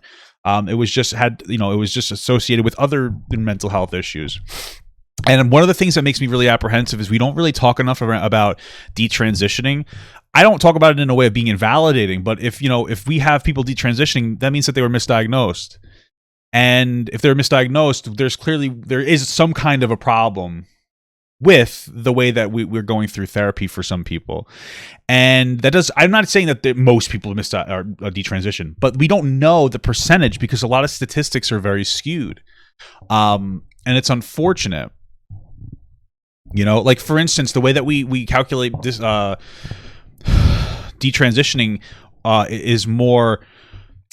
It's hard to express, but there's like they'll talk about detransitioners. One of the ways they do it is they talk to surgeons after they do trans-affirming surgery, and they ask the surgeons, well, how many people came back to you and said that they liked that they were happy with the transition? It's like most people did, of course, but that's not where detransitioning starts. A lot of times detransitioning starts with coming off of your hormones and still being changed with your hormones, so that's a touchy topic. However, socially, I don't know that I don't think that there's an issue with it. My wife asked me one time, it's like, what if we had a trans kid and that kid was like really, really dysphoric? Let's say there was a trans girl, it was like a boy, and they wanted to be a girl, and they were so upset that they were like cutting themselves. Like, what would you do? I was like, wow, okay. And like what I would do is take them to therapy and figure it out. And socially, why not let the kid experiment with their gender?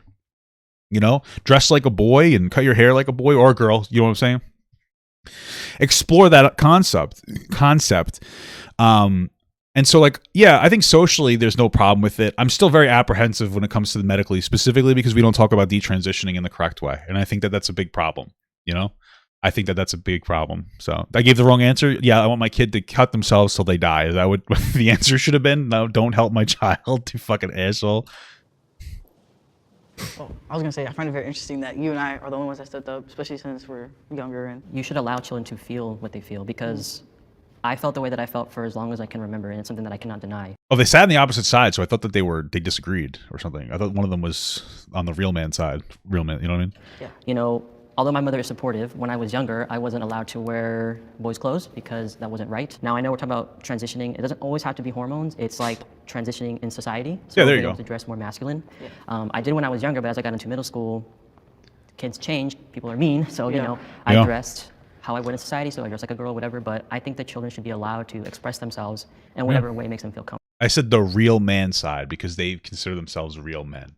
That's why I said that. Yeah. Kids are struggling to be who they are, and there's more rates of suicide for trans individuals because there's literally being laws put in place to prevent them from being who they are, and that's not right. I think it's more because of socially people don't accept them, but yeah, sure. Right.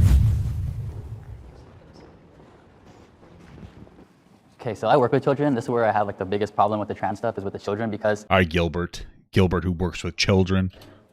people, like I'm sure you guys would agree, you want to inject them with the hormones to stop their puberty, their normal puberty. They haven't even developed the prefrontal cortex yet, and you want to stop their natural puberty from occurring to affirm their gender, and then later on they regret it. I think that's not a good thing. See, that's why this is a loaded question, because transition can mean many things for children. Now, I totally, as a transsexual person, disagree with giving children hormone blockers, medication, surgery, but what I do agree with is socially transitioning, which means why, because I did that, okay, and I did that in the 60s and 70s. My parents dressed me like Buck, I was a boy, you know, I didn't have any problems because I just lived, we used to call it a tomboy, right? So that it's probably easier to socially transition as like a trans man than a trans woman, because I think that it's, I don't know, I just think that fundamentally in society, masculinity is more accepted than femininity. Like, just fundamentally, we respect men more and whatnot, but masculine women tend to be looked at like as more positive. Like we have tomboy, which is usually like, okay, it's just a girl that dresses more masculine, but the feminine men are just completely shit on, which is kind of what we're doing here.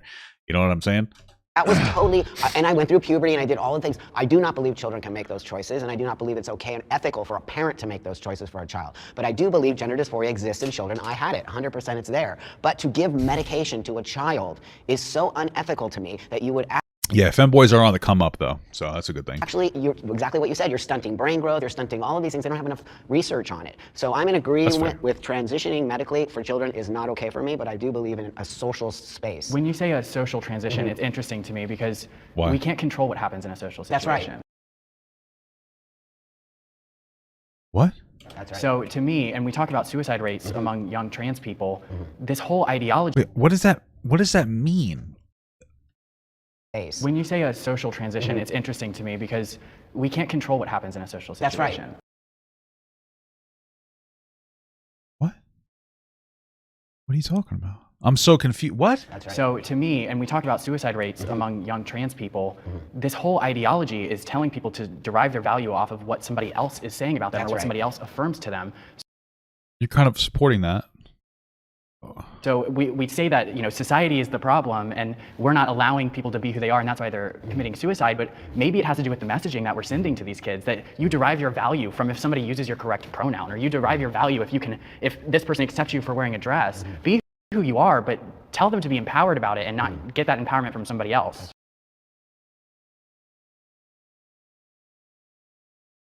I don't know where to start. I do. Shut up. Okay, listen. These other people giving out their ideas on the non-trans affirming side, I understand where they're coming from. But none of the things that this guy says make any fucking sense. He literally just said don't get validation from the people around you. That's how you validate yourself, is from people around you.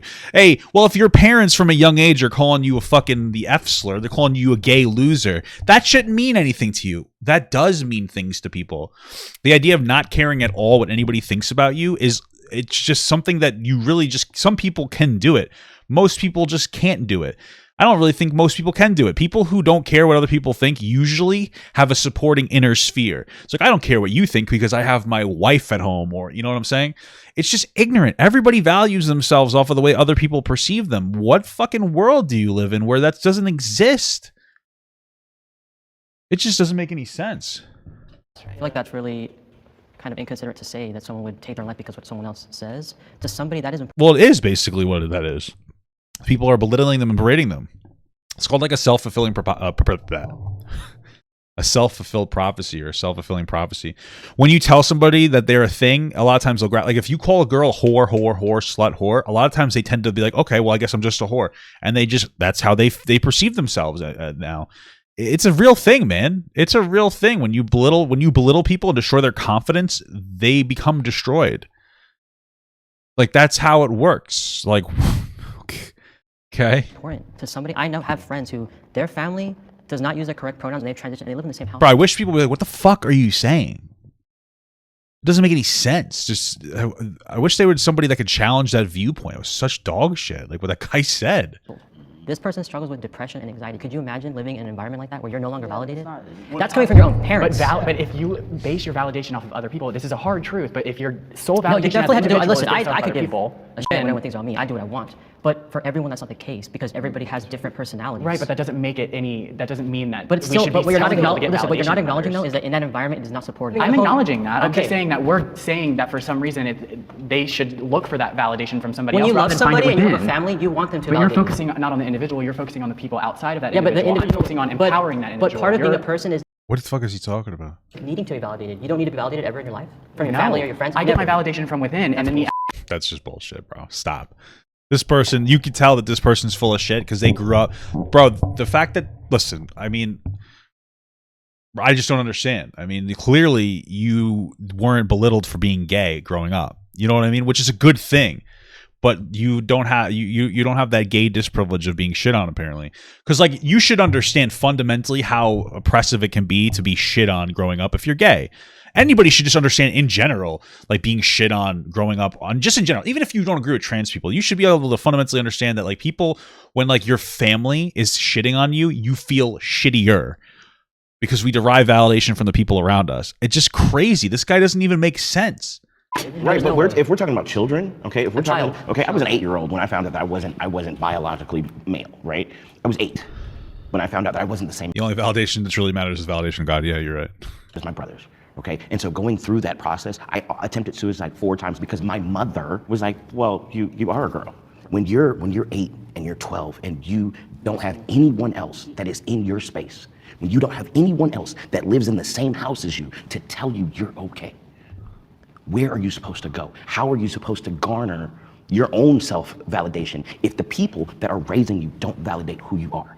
As a father, I wanted to hear him answer the fucking question. That was the perfect thing to ask. And then we don't even have this motherfucker answer. I'd be like, no, I want him to answer the question that I said. What the fuck? You know, my duty is to raise my children the way I believe is right. And if my child somehow struggles with this, which is fine, we'll have that conversation. But I'm going to let it play out the way I believe it should be played out. And at 18 years old, you can do whatever you want to do. Clarkson gets validation from his inner self and his pastor. He probably gets his pastor's probably inside himself too. If you know what I'm saying. If you don't want to wear dresses, that's fine. I mean, just wearing, if you want to dress like a boy, don't make you want to be a boy. Don't mean you have to be a boy. My mom was a tomboy, and my mom had me and my brother, and she's a woman, you know, and she lives like that. But, you know, you may want to dress a little different. Maybe a boy want to do cheerleading or something like that. Right. But that don't mean you need to transition to something else. So it doesn't, but it means that they might get to a point where they want to transition. But it's good to let people explore their like gender. Like being a male cheerleader would usually be a way of like you kind of exploring your gender expression to an extent, because you usually wouldn't associate cheerleaders and men together, you know what I mean, or couple them together, you know. And sometimes if you let them explore themselves socially, that may prevent them from having to feel like they need to go further. You know what I mean? If you allow those open spaces, like if you tell somebody the only way that they can do theater is if they're a woman, you know, well then that kid might be like, I guess I love theater so much, I'm going to be a woman. You know what I'm saying? So when you create these open spaces of less judgment and you shift what it means to be a man, just because you have a man that's more feminine doesn't mean that they're not a man anymore. You know what I'm saying? It doesn't make them feel like they have to do a certain thing, you know? I want that to play out until my child is old enough to make that decision on their own. Also, you have to teach your children to have balance, because if you just want mommy and daddy to acquiesce to everything you want, that's not reality. You have to understand that mom and dad may not see me this way. They love me. Right. I see myself this way, and I disagree with how they speak to me or how but I love them as well. I love, like my son, if he said that he was, and I'm a Christian and I don't believe in homosexuality, I don't. I respect anybody. It does exist, just so you know. I just want you to know, even if you don't believe in homosexuality, it does actually still exist, whether you believe in it or not. That feel that way. I never, protest you at all. If my son came to me, it would be a struggle for me to want to go to his wedding. I'm just going to be honest. But I think that my son should understand this is the way my dad feel. I love him. This is the way I feel, and we have mutual love. And that don't mean I hate you. That just mean we disagree. And I wish that same sentiment would be, and I think it's the same on this panel. Like, there's no hate in any of this. I love every single person on this side. But don't you think that having a dad that doesn't like gay people and expressing that, they express that they don't like gay people, would fuck that kid up? You have to think about this. Like, the way he's saying it sounds so nice. Yeah, so, like, if I have my kids gay, like, I don't like you being gay, but I'm okay with gay people. But you don't usually... You can pick up on the anti-gay rhetoric before you admit that you're gay. So now you have a son with the father. You think that he doesn't bring this up when they talk about politics? Yeah, I hate gay people. You know what I'm saying? He probably talks about it in some capacity. So now you have a son who might be gay, who's hearing their dad consistently when they have political conversations talking about how gay people are wrong, especially since he's very religious. And I'm assuming that his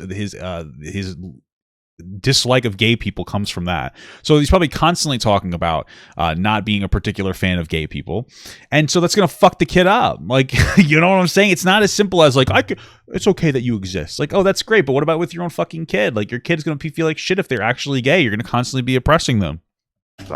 And we may think, and for what reason? There's literally no, like, why shouldn't gay people exist? I wouldn't doubt that his dislike of gay people comes from his dislike of feminine men. His concept of what a man should be, because gay men tend to be like more feminine. It's just the reality. They tend to be more feminine. And that's fine. And like, I feel like these things are kind of coupled together. Is this value of like what a man should be, but also this dislike of gay people because they aren't what a man should be. You know what I mean? They're not masculine enough. This is fucking crazy. The things differently, but we love each other. It can't be one-sided. I am lucky. I'm 41. I thought that he was just saying he's lucky. I was like, why the fuck? Bro, you chose the name Lucky. Come on, bro.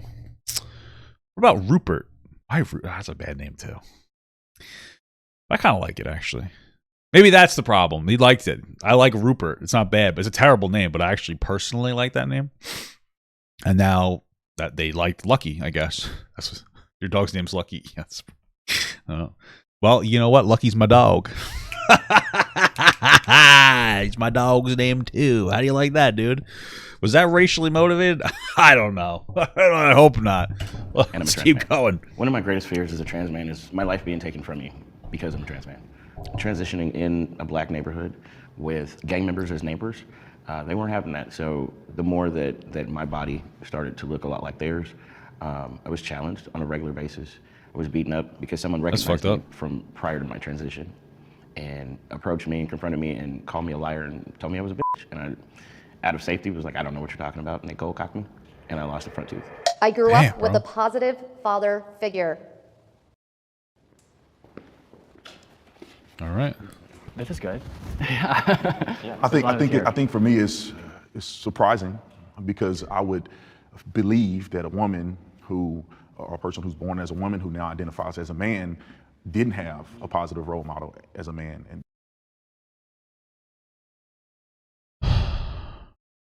therefore they felt somewhat insecure as a woman, which makes them, feel a certain way and want to be a certain different person. It's interesting that you think that like a lot of the failures in kids' lives comes from the lack of a man in their life. I don't know if it's true or not, but it roots every issue back to men, does it not? Like, isn't that the interesting thing? I think that people have lower success rates if they don't have a strong father figure in their life than they don't. But that really just reinforces that, like, men are a pretty big problem in society. I'm not trying to be anti-male, but like, I didn't grow up with a father, and I'm not trans, so I feel like I don't know if there's necessarily a correlation between not having a dad and being trans. I don't think that there's a correlation there. Like, what would the correlation be? You didn't have a dad, so your mom raised you more? I don't really. What's the ideology there? Like what's the concept there that would make you have a higher disposition of being trans? Person. Maybe they want to be the man You're a girl and you don't have a dad? Okay, well, you were a biological girl. Father never was, or whatever the case may be. And so it was very interesting. I mean, being honest, it was interesting to see pretty much a majority of you guys come from. Yeah, you're cis, okay. That's so great. I think that's really important that you say that. Papa's proof amazing single moms can raise normal men. I wouldn't say I'm a normal man, but okay, thank you. Because I do think a lot of people probably feel that way about guys like me, right? That our fathers we didn't have the right upbringing. I'm not trans fat, I'm trans skinny. My father was amazing. I grew up really like a little boy. I always felt like a little boy. My parents actually raised me, and I'm 59 years old, so that was in the 60s and the 70s when we didn't even talk about this kind of stuff. But my parents actually felt it from me. So I think that that's a misconception that people think about people like us. Any good father pushes their child to, feel self-love and to feel like they can be who they want, do what they want, and have life of liberty in the pursuit of happiness, right? Like our founding fathers. And so it's fatherlessness or having a missing dad is a pandemic in its own, and it's one that obviously I'm sure Brandon can attest to. It's so critical to have a father in the house because kids get lost when they don't have one, and having a father that's loving and strong and someone you can rely on. That's why you give him a compass.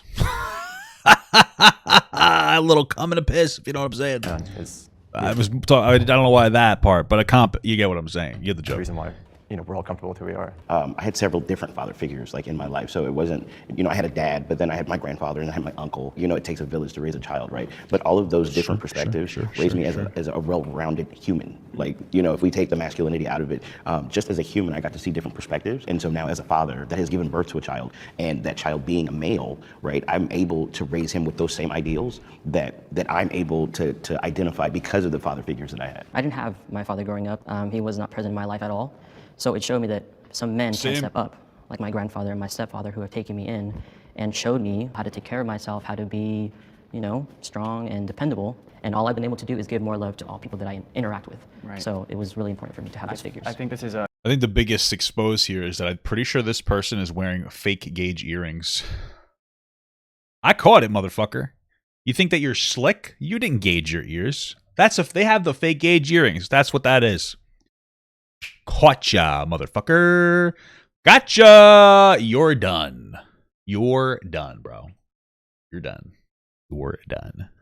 A really important thing to show people that are watching this, because a lot of times I feel like we can blame any issues in society or anything that arises on the generation that came before us. So any issues that arise in our society, it's like there's not always a reason why it's happening. We just need to address the issue and solve it. I grew up with... You are a walking contradiction. You're a walking. We have to address the issue of our past generation. Okay, well, that was how society was. Like, what are you talking about? Like, yes, you should do that, but like before, you're talking about how you shouldn't give a shit about anybody in society. What the fuck is this guy on about? With all women. My parents are divorced, and I live with my mom. I had my aunts, so I was raised by women, but shit, they probably fucking named you too, dude. My dad was there sometimes, and then my stepdad took me in as his... Imagine the only thing his dad did for him was name him Gilbert and like left. Could you imagine that? Could you imagine having a kid? Imagine meeting a woman. Imagine you're a guy, or you're even a girl, but imagine like you're a guy and you meet a woman and you fucking like, yeah, I want to be with you. I love you so much. Let's get married. You get married. You decide to have sex. You have a baby. And you're like, I really want to name this motherfucker Gilbert. And the mom's like, Gilbert, really? Like, yeah, I want to name the kid Gilbert. Gilbert. It's like, okay, you know what? I'll name the kid Gilbert. Okay, bye. And that's it. That's a fucking spawn kill, bro. That's a fucking spawn kill, dude. Holy moly. And so I had my stepdad as a father figure. I grew up with all women as well. My mom used to tell me I have to be your mom and your dad. So like there'd be times where I got both. Like she was super sweet with me or really strict on me, and like she taught me a lot as well. Like growing up with women, it taught me a lot of vulnerability. When you were talking to you, I was like, I relate to you very well. But yeah. I'm Jacob. All right. 27 years Sounds old. like he's a little, they might be a little horny for each other. And I'm a trans man. So the relationship with my dad and how unsupportive he is has been a challenge for me, but it's something that It's fake. Your gauges are fake, bro. Gotcha, motherfucker. I've learned to grow past. And I encourage everyone that even if you don't have a parent who is supportive, to still be authentically yourself, because your life is meant to be lived for you. And I think that choosing my happiness above all else has made my life that much better, and I wouldn't change anything. Even though he wasn't supportive, I still wouldn't have him here. Listening to all your guys' points, I would definitely say, yeah, I did have a father figure. He was in the Marines, and he has this very toxic masculinity mindset. A lot of anger built up that I can definitely tell he suppressed, in the Marines, because that's what he was taught to do. That's what the Marines are about. He beat the shit out of this kid? He always carried that with him, and I think that's what he tried to instill in me and my siblings at a very young age, which made it hard for me to be vulnerable with myself. And I just saw a lot of anger issues that were, very violent sometimes. And since coming out as trans, I feel like he's been more willing to understand me more and trying to figure out who I am as a person. And because of that, I feel like our relationship has definitely got a lot stronger since then. I can't imagine if it was to come home and then try to be vulnerable after suppressing so much pain and hurt for years. So it's good to hear that he's learning and kind of evolving and opening up. That's something where you guys are talking about vulnerability, right? And it's like there's times when it's good to be hard. I don't show His dad just wanted a boy. Jesus Christ. emotion as much as I'd like. Nah, I feel pretty good with my emotion. Perfect amount. I definitely have sensed and noticed since transitioning that being on testosterone has made me cry less. Being on what? I have sensed and noticed since transitioning that being on testosterone I don't know why I heard them say estrogen. I got confused. What the hell? Fuck. Has made me cry less, which is very interesting because I believe like before I transitioned and started taking testosterone, I feel like not being able to cry as much, it makes me feel like I'm like, damn, I wish I could cry right now, but it's not gonna happen. It's just interesting. Is there a correlation between having testosterone and crying? Is that what they're saying? Interesting. I don't doubt it. Hi, I'm Gibby, and I'm a trans man. Gibby, Before come on, bro. transitioning, I guess Fucking only Gibby. presented as lesbian, but since transitioning, I've been able to be more comfortable with my sexuality. I've definitely seen on like dating apps and stuff, a lot of conservative men fetishizing trans individuals, and it's interesting because a lot of the time they say that they don't identify as gay or, you know, within the community, and yet they're fetishizing my community. Yeah, that's where it starts, dude. First, you're fetishizing femboys on Twitter, Tinder. What did I say? I don't know. And then you're fucking them. I didn't have a joke. Sorry. So I don't know about punchline. That's what I was looking for. you guys, but I always speak my mind. If I feel a certain way, I'll tell somebody, and that probably cost me a lot of relationships, but that's just how I am. What do you say? I always speak my mind. If I feel a certain way, I'll tell somebody, and that probably cost me a lot of relationships, but that's just how I am. So I don't think there's anything wrong with, I know we talked about vulnerability, you know, a long time ago. I don't think there's anything wrong with being vulnerable. I think, like we said, there's times and places for it. Knowing when it's okay to be vulnerable and being self-aware of that, and then, you know, being strong when you need to, and being sad, you know, when it's appropriate. But I certainly am not as vulnerable. I just noticed the conservative man thing. I just kind of like picked up on it, and like actually, all of them are labeled as conservative men. What are they labeling the other people as? Or not as emotional as probably I should, because it's not something that I always did growing up. But I don't feel like I have any real issues like suppressing. I just feel like I kind of get it out in other ways. Yeah, that's great. You look at it like Trans man. So they're conservative man, and then they're trans man. Interesting. Interesting that they're making sure to say that they're conservative. Not that I mean, obviously we would have guessed they're all conservative, but they're not saying that they're like progressive trans men.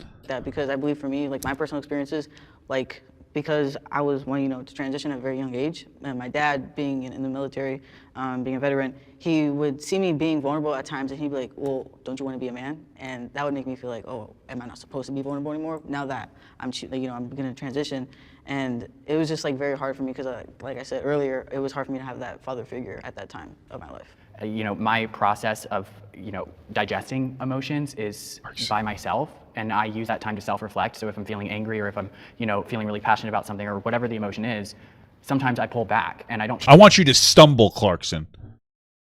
I want you to have a tough time going down the last step on a flight of stairs, Clarkson. Okay? You upset me.